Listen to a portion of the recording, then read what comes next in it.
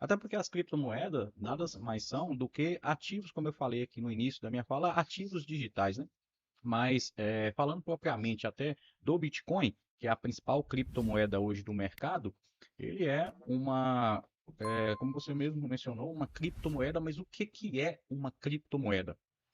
Cripto vem de criptografia, né, que é uma tecnologia onde os dados eles são realmente para ter um nível de segurança, né, envolvida, né, na tecnologia, ele é criptografado. Ou seja, ninguém pode chegar e saber o conteúdo daquela mensagem que vai ser, né, enviado. E moeda, a ideia realmente foi para ser, de fato, uma moeda que circula em uma economia, né, que serve realmente como o dólar, como o real, como. Se bem que chamar o dólar, como real, como fez a Argentina, chamar o Bitcoin, né, comparar com essas moedas, seria até uma falta de respeito com o Bitcoin, que o Bitcoin veio para ser, na verdade, muito melhor do que essas moedas, né? Até pelo fato de questão de segurança, mas também já está até nessa onda de criptografia, de criptomoeda, já lançou o Banco Central, já acaba de lançar, no final do ano passado foi lançado o Drex, né, que é a criptomoeda brasileira, agora é o real digital, né? Começou aí com um embrião, que é o Pix, e o Pix também é uma criptomoeda, ele é criptografado, tanto é que na hora que você vai fazer a famosa chave Pix, tinha lá a chave aleatória, você pode ver que é um monte de número aleatório, e lá a criptografia escondendo, né, algo. E o Bitcoin, ele tem a sua criptografia onde você é o seu próprio banco. Esse é o conceito. Ele veio para surgir para devolver o poder, né, da moeda, o poder monetário ao povo. Porque hoje em dia, se você for procurar o conceito de dinheiro, vamos falar rapidamente aqui para o pessoal entender, que não tem como falar de Bitcoin sem falar de Sim. economia, sem falar de dinheiro, sem falar de moeda.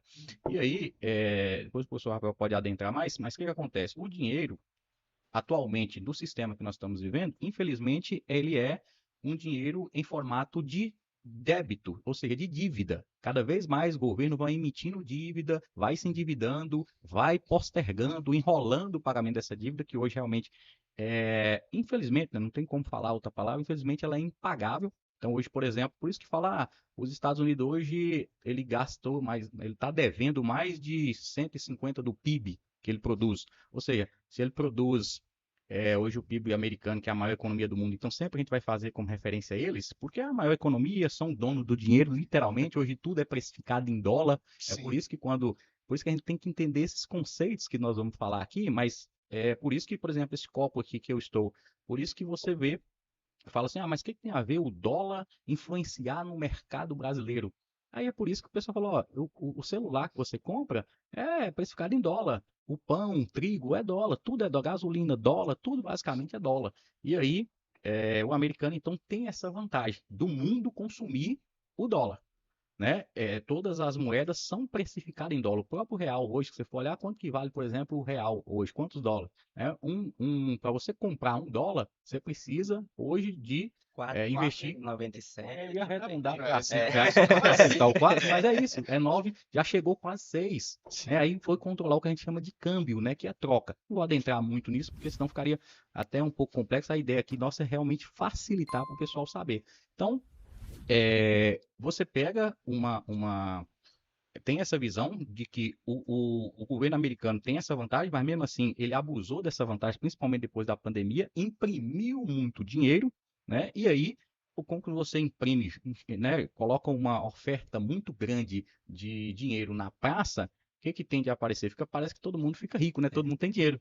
Se todo mundo tem dinheiro, o que vai acontecer com É o preço das clássico. mercadorias? Vão subir, então vai ficar mais caro. Então, na verdade, a população está empobrecendo por causa da quantidade de moeda. O Bitcoin, ele nasceu para você não poder fazer, não te permitir fazer com que tenha uma entidade central, né, um governo, por exemplo, que imprime essa quantidade de dinheiro, fazendo com que o valor da moeda tende a cair. Porque quanto mais, é igual essa, vamos pegar, por exemplo, essa água aqui, ó. Se a gente tiver somente essa água aqui para poder vender uma garrafa de água, ela vai ser muito mais, né, percebida, a percepção de valor, a pessoa vai estar muito mais disposta a comprar essa água num valor mais elevado, um valor maior, do que se tivesse, por exemplo, milhares de garrafas d'água aqui à vontade. Então, o valor da moeda também é uma mercadoria. Então, quanto mais moeda tiver em circulação, menor é o seu poder de compra. O Bitcoin realmente ele é um dinheiro controlado, sem uma emissão de um banco central. Aí nós vamos falar um pouquinho de mineração, como que é emitido, né, essa quantidade, esses novos bitcoins. E é, devido a isso, o Bitcoin ele tende a ser uma moeda muito mais economicamente, né, monetariamente, com políticas monetárias muito melhor do que as outras moedas mundiais. Porém, ela ainda não, o Bitcoin ainda não chegou ao status de dinheiro.